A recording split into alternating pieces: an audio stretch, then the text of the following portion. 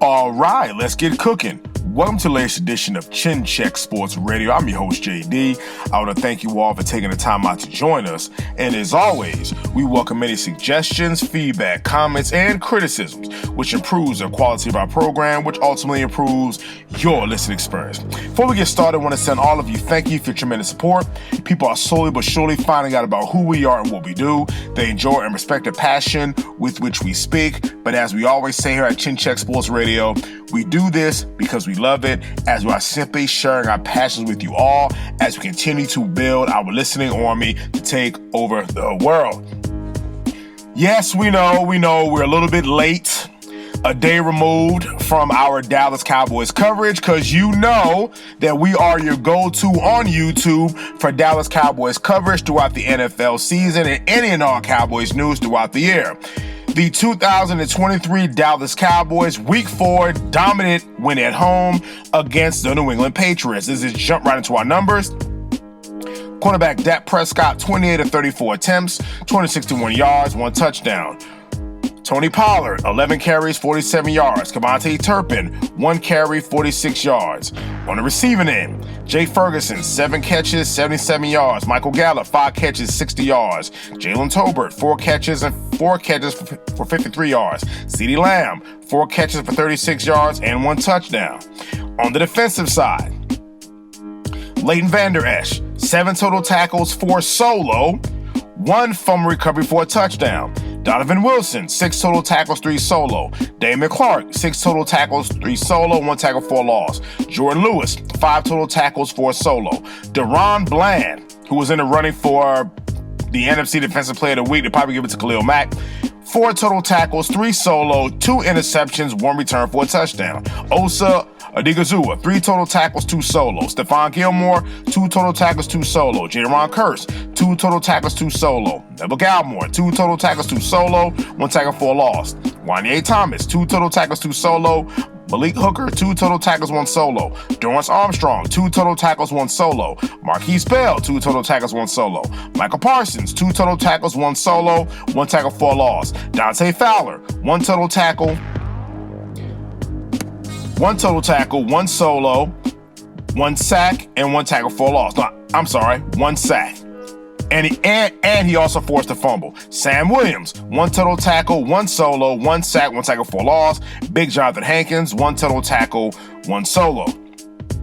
So we hear in the offensive numbers, what really caused this score 38-3? Well, it was a Dallas Cowboys defense who returned somewhat to form this past week after the debacle out west in Arizona, and the Cowboys really opened up on the Patriots, welcoming back Zeke Elliott, our former running back.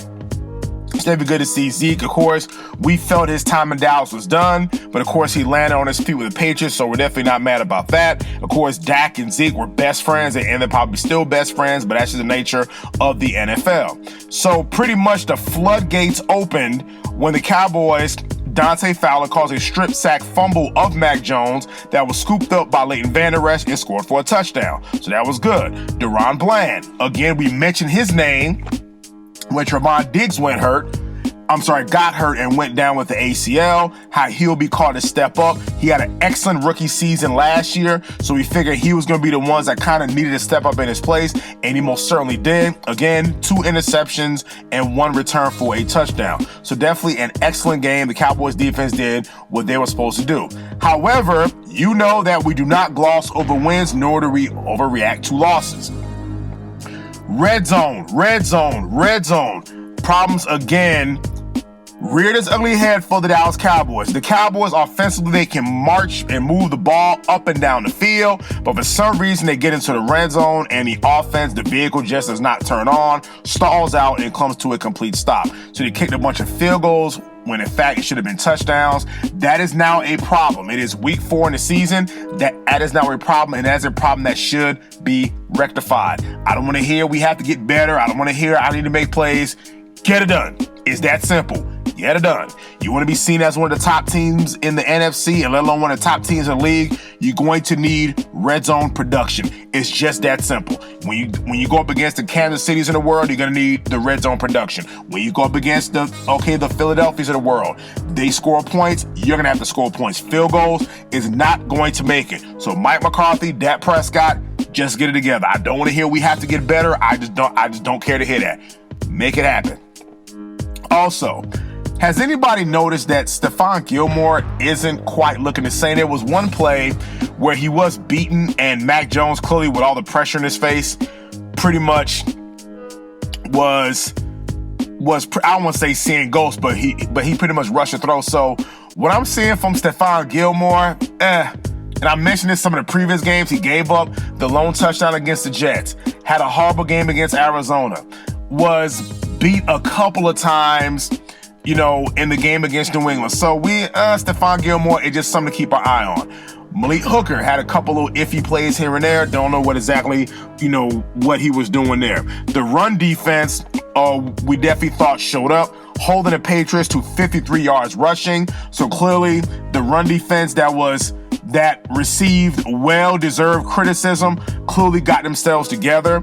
You're starting to see maybe the rookie Mozzie Smith starting to be in the game a little bit more. So he's starting to get his footing. Again, big Jonathan Hankins in the middle, big Osa, big Neville Gallimore. So these guys are starting to really establish themselves, and that's something that they're going to need going forward. Of course, the Patriots, they're known for running the football, so that was a good sign there to definitely stop the run. So definitely a dominant win for the Cowboys, definitely what they needed to kind of right the ship, to kind of boost some egos. And this brings us into the next game against the San Francisco 49ers. And let me say this. I truly hope that these guys understand they're traveling out west to San Fran, the same team that knocked them out of the playoffs twice, once at Dallas and once in San Francisco, one in the wild card round and one in the divisional round. So clearly Cowboys and Cowboys fans, you need to get through the San Francisco 49ers in order to get where you need to be. It's that simple. For some reason, and despite what people might not get, the Cowboys match up very well with the Eagles. They don't match up well with San Francisco for whatever the reason. I sincerely hope that they are practicing the full pads come tomorrow or Tuesday rather. Be practicing full pads, do some extra wind sprints, have some weightlifting sessions planned. Obviously not lifting heavy, but some light weightlifting session, because you're going to need it. And you're going against that San Francisco squad who, with your makeshift offensive line, you're going to be going against the Nick Bosas and the Fred Warners and the other gentleman in the secondary. So there's some studs there. Defensive line, you guys right at the ship with stopping the run, but now you're facing that team that can run the football with Trent Williams, Christian McCaffrey. You still got Debo, so you still got George Kittle. Micah Parsons was a little bit banged up. We hope that they would have sat Micah Parsons down for parts of that game, even though his numbers weren't as dominant, but was he still making an impact? If you watch the game, most definitely. Maybe an ankle injury that he might have sustained. We hope that, they would have pulled him, but of course, Micah, he loves to play, so we totally get it. Again, playing against the San Francisco 49ers is not going to be easy. This is the game, Dallas Cowboys.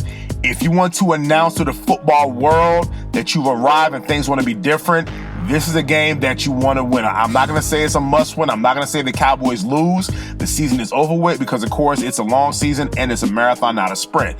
However, if you're looking for a statement game, a game to keep pace, because now we're talking about even playoff seeding. The Eagles are undefeated, and the 49ers are undefeated. So these are teams where you're more than likely, if you get to the playoffs and make a playoff run, you'll be traveling on the road.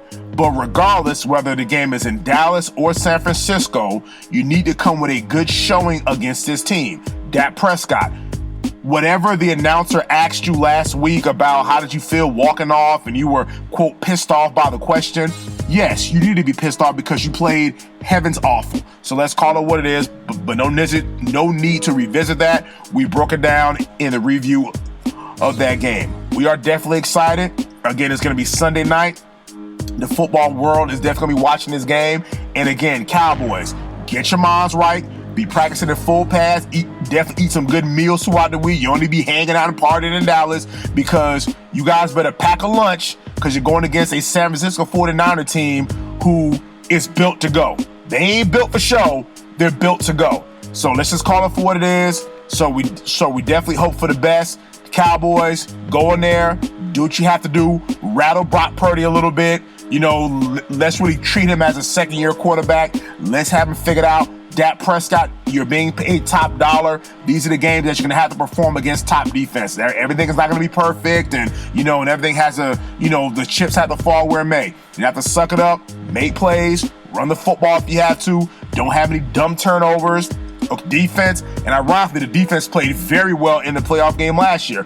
That one was all on Dak Prescott. But defense, we don't need inconsistent play. You were you were horrible against Arizona. You righted the ship against New England. This time you're going against a San Francisco team, as we just mentioned, have a bunch of weapons. So it's about staying disciplined on defense, and the other players showing up. We called them out last week, the Sam Williams and the Dorrance Armstrongs and Dante Fowlers, and they came to play this week. So we need some of that same consistent effort.